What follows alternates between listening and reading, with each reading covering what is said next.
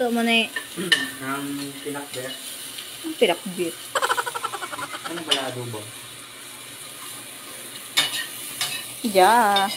Ano? Tinula ka bay. Oh. Ulit. Take 2. Ngayon guys, yung niluluto ko pangalan ngayon ng panggagyan namin ay tinola. Ang unang recipe natin guys, bawang sibuyas. Ilapit mo yung camera. Ayan po yung namin guys.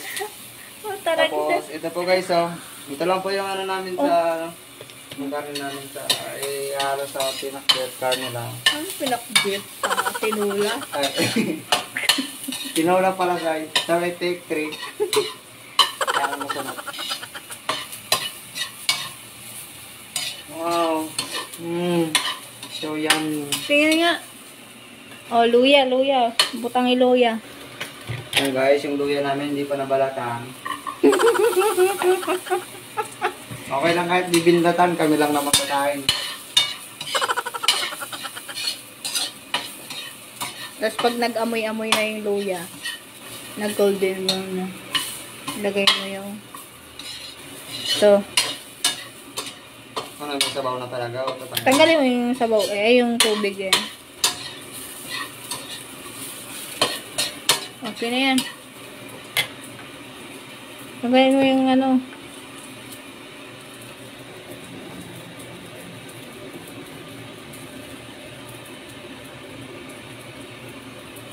Sharing.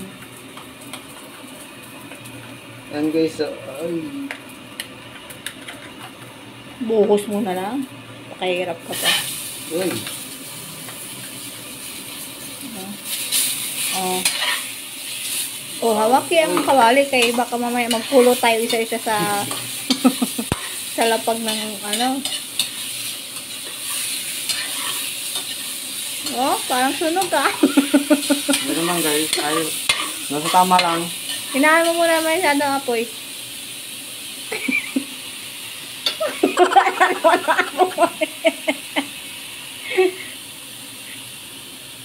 Ayan guys, wala na naman sa apoy guys. Oh.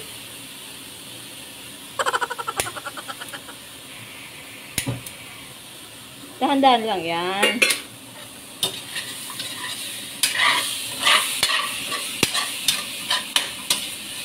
Lagyan mo ng paminta, tapos konting asin. Durugan ba? Bulog na yan. Asin.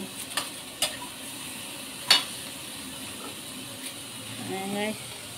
Medyo natututo na siya guys magluto. Dala mo yung followers natin to ni. Kabalatuhan talaga kita ni.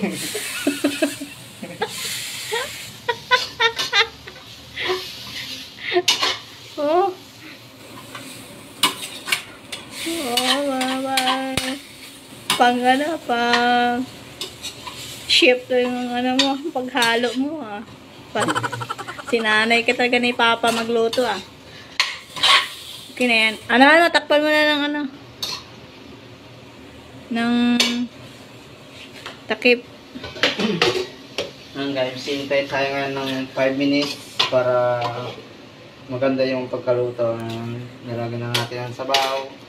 Tapos kakain na lang. Ipapakita namin guys kung paano magkain, kung paano kasarap ang niluto ko ngayong araw na to. Thanks for share and like na lang sa ating channel. Rosalind Serna. Mamaya na. Sige, hintayin natin mamaya pag nagluto. Guys, ngayon, nalagyan na natin siya ng tubig. Ang tubig na to ay magiging sabaw niya. Yan. Kaunti lang pa ating ilagay. Katamtaman lang. Kailangan natin ng sabaw na madami ni. Ay, kailangan ba? Ayaw nga pala, buntis nga pala yung ate ko. Kailangan po natin ng maraming sabaw. Oh, yan. Okay. Yan. Perfect. Perfect yan guys. Tapos haluin natin guys para yung ano niya ay kumalat yung ganyang mga yung ano niya ba ganyan mga ricado lang. Tapos papakuluan. Tapos papakuluan ulit. Ayan. Take 3 ulit. Nanay dyan. Shoutout nga pala sa mga nanay na nagluluto dyan yung Nor Cubes. Ayan. Ayan guys. ito lang naman yung sikreto ng ating pagluluto para ikasarap ng ating salo-salo. Ayan guys. Norcube lang. Sa Norcube lang kayo magtiwala. Magiging ayos ang lahat guys. Ayan guys, medyo luto na po yung ating karne ngayon. Yan natin. Oh, matigas pa. Matigas pa man guys. Napeke tayo guys. Pero okay na siguro guys. Pwede na natin ang lagyan ng sayote. Hindi sa'yo, kuya. Hindi sayo. Wala ka forever eh. Forever eh. Ilang minutes yan? Ano de? Mga 1 minute siguro yan. 30 minutes siguro. Pwede na siguro. Saglit lang yan. Matigas pa yun. Mga 5 minutes, gano'n. Mga 5 minutes guys. Hintay lang kayo na maluto, magkakain din kayo. Hintay lang kayo guys na maluto, magkakain din kayo. Nainis. Ayan guys, parang luto na ating tinola. And luto na rin siguro yung ating sayote, malambot na rin po. Titikman na po natin para hindi po kayo mainip. Ayan guys, masarap na guys. And tamang-tama guys sa... Ba't walang mga dahon-dahon ka? Ay, gawa na rin po siguro na mahirap yung buhay sa amin. And mahirap lang po yung trabaho ng ate ko. Kaya tiis lang na lang muna po tayo dito sa mga gulay-gulay kung anong meron dito sa ating niluluto ngayon. And napakasarap guys. Napakasarap yan guys. Huwag yun na intindihin yung napasa ko guys ha.